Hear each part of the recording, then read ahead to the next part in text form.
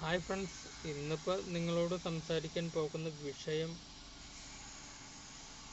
ഇപ്പോൾ ഇറാനും ഇസ്രായേലും തമ്മിലുള്ള യുദ്ധത്തിൽ അമേരിക്ക ഉണ്ടാകുന്നതാണല്ലോ. ഇപ്പോൾ എല്ലാ ചാനലുകളും ആളുകളെല്ലാം ചർച്ച ചെയ്യുന്നത്.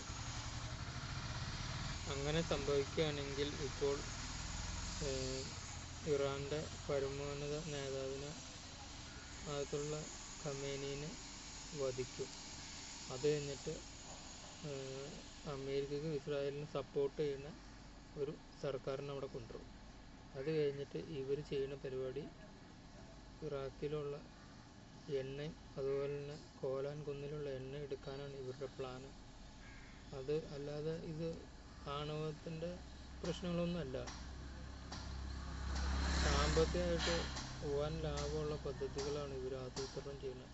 അപ്പം എതിർക്കുന്നവരൊക്കെ വധിക്കുക. അങ്ങനെ ഇറാനും നശിച്ചു കഴിയുമ്പോൾ മുസ്ലിം രാഷ്ട്രങ്ങളിലുള്ള ആ സമ്മർദ്ദം കുറഞ്ഞു.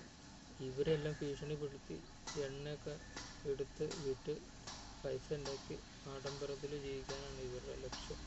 അല്ലാതെ ഇത് ജനങ്ങൾക്കൊരു പ്രയോജനമുള്ള യുദ്ധമല്ല.